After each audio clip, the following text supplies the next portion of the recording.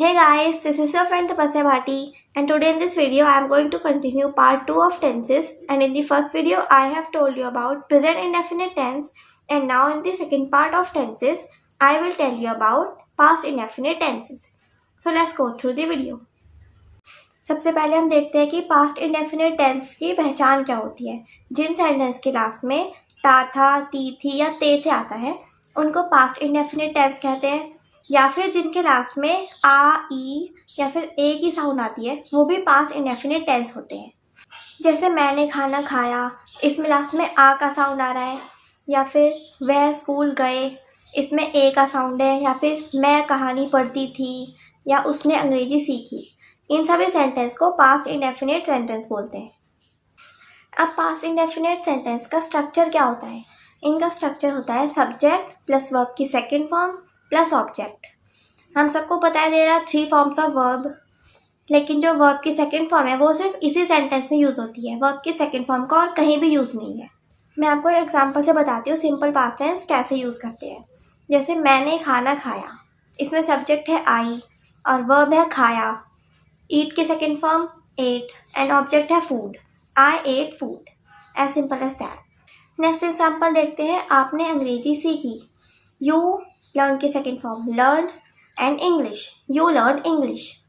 वे school गए, go की second form होती है went, they went to school.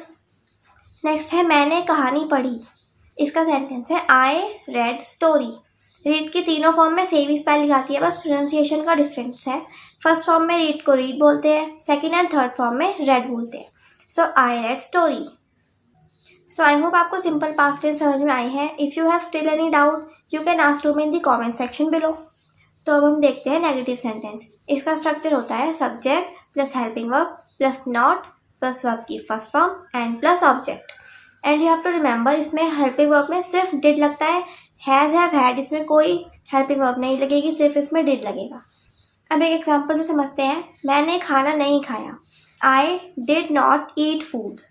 अब इसमें वर्ब की सेकंड फॉर्म क्यों नहीं लगी? क्योंकि डिड के साथ हमेशा फर्स्ट फॉर्म लगेगी, चाहे वो नेगेटिव सेंटेंस हो इंटरोगेटिव सेंटेंस हो, डिड के साथ हमेशा फर्स्ट फॉर्म लगती है। So I did not eat food. I have one more example. आपने अंग्रेजी नहीं सीखी, you did not learn English. ऐसे ही वे स्कूल नहीं गए, they did not go to school. मैंने कहानी नहीं पढ़ी, I did not read story. I hope आपको नेगेटिव सेंटेंस भी समझ में आ गए हैं। अब बढ़ते हैं इंटरोगेटिव सेंटेंस की ओर। So guys, interrogative sentence are very easy. इसका स्ट्रक्चर होता है did plus subject plus verb की फर्स्ट फॉर्म प्लस ऑब्जेक्ट। जैसे क्या मैंने खाना खाया, डिड आई ईट फूड। क्या वे स्कूल गए, did they go to school. या फिर क्या उसने गाना गाया, did she sing a song. And the last example, क्या अध्यापिका ने अंग्रेजी सिखाई, did the teacher teach English. Interrogative sentence का एक और टाइप होता है क्वेश्चन वर्ड वाला, जिसमें सिर्फ क्वेश्चन वर्ड पहले लग जाता है और बाकी सारी चीज़ें एज इट इज कॉपी हो जाती हैं। जैसे मैंने अंग्रेजी क्यों सीखी, why did I learn English. या फिर वे स्कूल क्यों गए, why did they go to school. उसने कहानी क्यों पढ़ी, why did he read the story. ये सारे काफ़ी इजी सेंटेंसेस हैं। आई होप आपको समझ में आ रहे हैं। सो बढ़ते हैं हमारे अगले सेंटेंस की ओर, which is interrogative negative sentence.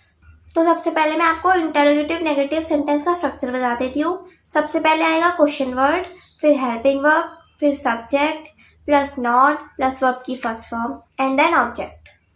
For example, मैंने अंग्रेजी क्यों नहीं पढ़ाई, why did I not teach English. या फिर वे स्कूल क्यों नहीं गए, why did they not go to school. मैं आपको इसमें एक इंटरेस्टिंग चीज़ बता देती हूँ। इसमें एक कॉन्ट्रैक्शन भी हम यूज़ करते हैं। जैसे मैंने इसमें यूज़ करा Y did I not teach English.